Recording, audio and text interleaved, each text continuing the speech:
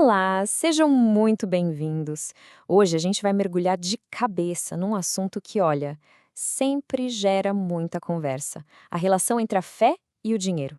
A gente vai usar uma análise teológica para desmontar, peça por peça, as ideias por trás do famoso Evangelho da Prosperidade. E para começar com tudo, que tal essa pergunta bem direta que o nosso material de base levanta? Quanto custa, em reais mesmo, ser cristão hoje em dia? Essa pergunta já joga a gente direto no olho do furacão dessa discussão. Bom, e para guiar a nossa conversa, a gente tem um roteiro bem claro.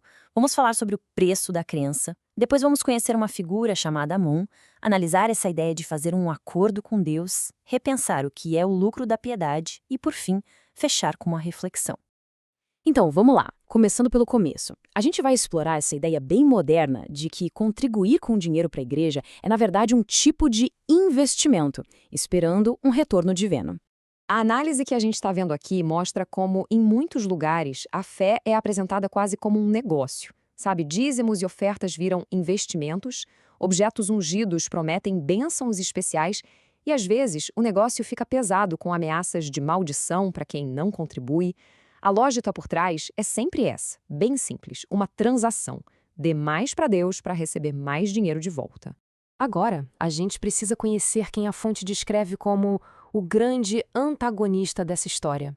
A personificação da riqueza como se fosse um deus falso, um rival que disputa a atenção e a lealdade das pessoas.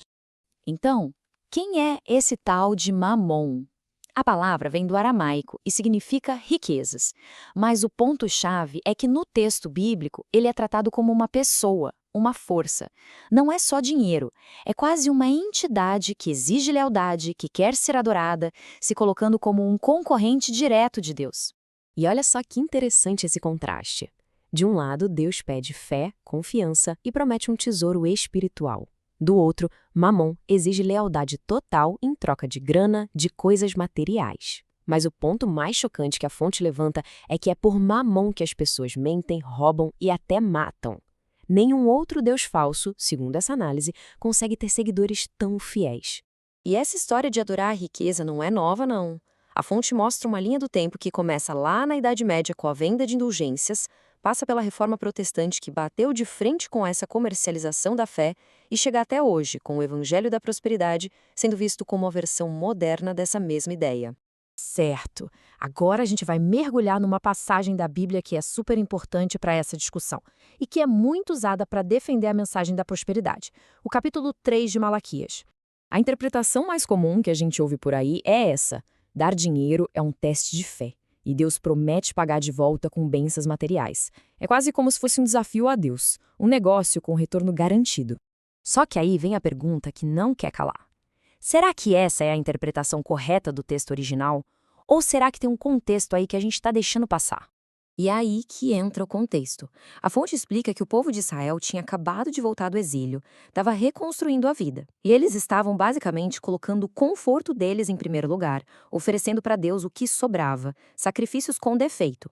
Então o chamado de Deus para provarem-no não era uma fórmula de investimento, era um chamado ao arrependimento. Era tipo, voltem a ser fiéis e as bênçãos que pararam por causa da infidelidade de vocês vão voltar a fluir. Então, o ponto central aqui é a motivação. A fonte coloca lado a lado a motivação errada, que é essa da transação, de dar para receber, e a motivação certa, que é dar por gratidão e obediência. O que faltava para aquele povo, segundo a análise, não era um bom negócio, mas um coração grato. E isso nos leva direto para a próxima parte. Se o lucro de uma vida de fé não é dinheiro, então qual é o verdadeiro ganho? Para mostrar os perigos dessa busca por riqueza, a fonte traz uma citação bem forte de João Calvino. Ele lista uma série de coisas terríveis que o amor ao dinheiro produz. E o mais maluco é que, mesmo sendo do século XVI, parece uma manchete de jornal de hoje, né? E aqui vem a grande resposta da análise. O verdadeiro lucro, o grande tesouro de uma vida de fé, não é ouro, não é prata, mas algo muito mais precioso: o contentamento. Mas como se chega nesse contentamento? A fonte usa o exemplo do apóstolo Paulo para mostrar que não é algo que a gente já nasce sabendo. É uma habilidade que se aprende com o tempo.